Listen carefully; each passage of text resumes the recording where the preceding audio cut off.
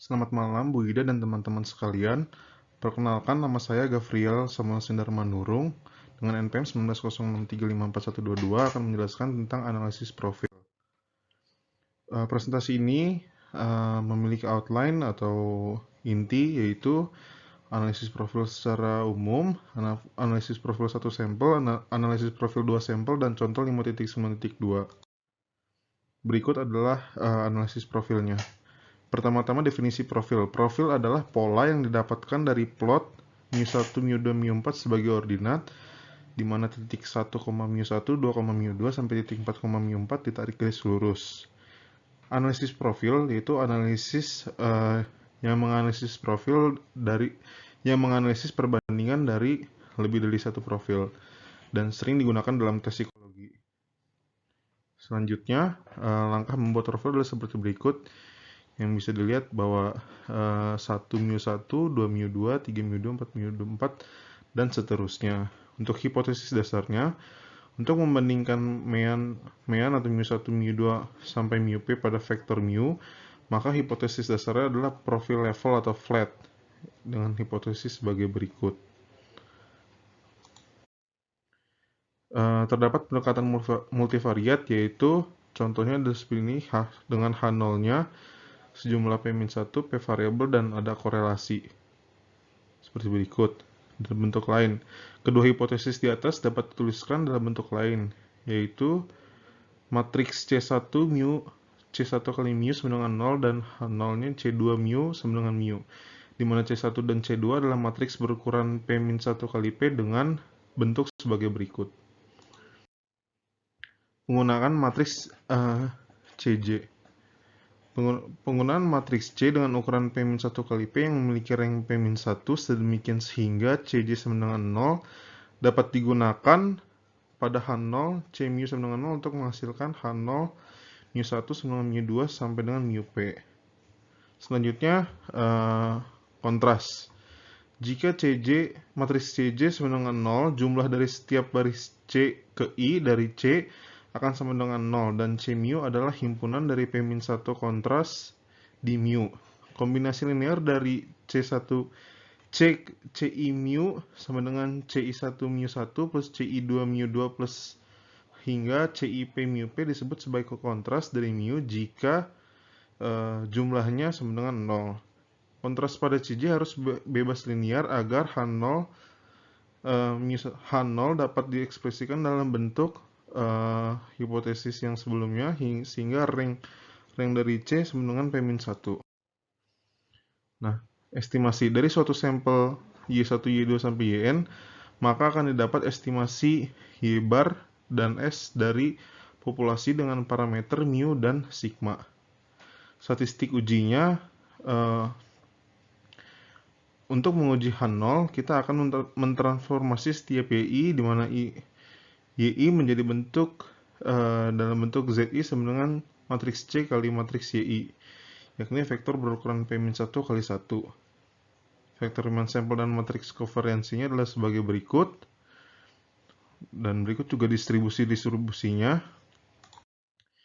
Nah, statistik ini didapat seperti berikut. Matriks C kali Y bar transpose dikali matriks C dikali matriks kovariansi dikali matriks C transpose per N dan diinverskan dikali lagi oleh transpose balik dari C Y bar. Berikut adalah contoh gambar perbandingan dua profil.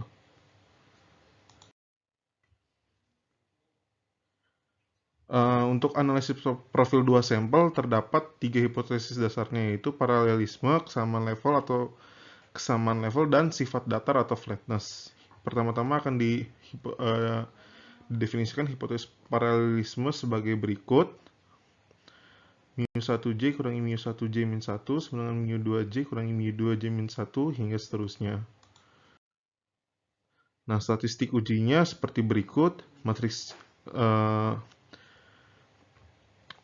di mana statistik uji ini, semua statistik uji yang akan digunakan akan dicoba pada contoh.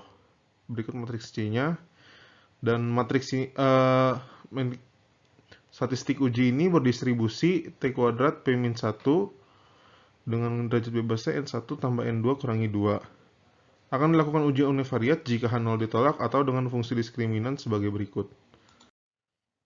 Lalu selanjutnya ada hipotesis kesamaan level dengan hipotesis sebagai berikut. Nah, jika hipotesis paralelisme benar, uji kesamaan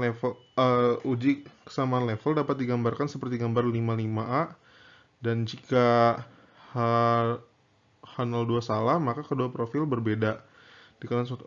Mohon maaf, ini ada typo, seharusnya jika H02 benar.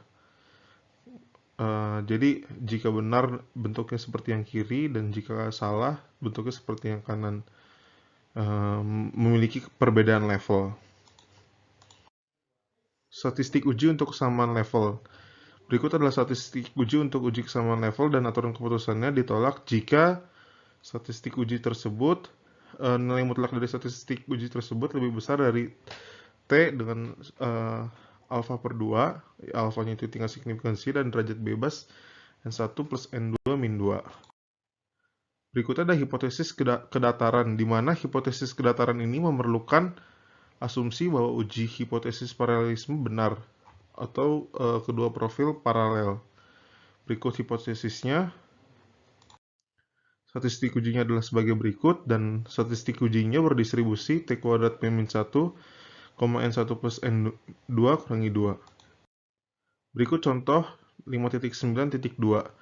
Akan digunakan data psikologis pada tabel 51 untuk mencoba analisis profil 2 sampel. Dan semua nilai yang dibutuhkan sudah didapat dari contoh 5.4.2. Untuk statistik uji paralelismenya bisa dilihat sebagai berikut. Penggunaan dari statistik uji paralelisme sehingga didapat nilai 74, dan untuk kesamaan level didapat nilai sekian. Mohon maaf karena di video saya ini terhalang oleh fitur dari PowerPoint itu sendiri. Dan namun pada intinya uji untuk paralelisme bisa dilihat di kesimpulan ini ditolak karena statistik ujinya lebih besar dari statistik tabel. Nah, untuk sifat datar sebenarnya tidak perlu dilakukan karena uji paralelisme ini ditolak. Namun di buku tetap dilakukan untuk mencoba statistik ujinya. Akan dilakukan uji parsial dari kedataran, yaitu sebagai berikut yang didapat 221 dan 103. Dan untuk uji paralelismenya kita menggunakan vektor fungsi diskriminannya, yang dimana dapat dilihat bahwa segmen ketiga atau mu3 ini memiliki nilai yang lebih besar daripada mu lainnya, sehingga segmen ketiga berkontribusi paling besar terhadap penolakan dengan kedua segmen lainnya. Berikut sekian dari presentasi saya. Mohon maaf jika ada kekurangan. Selamat malam.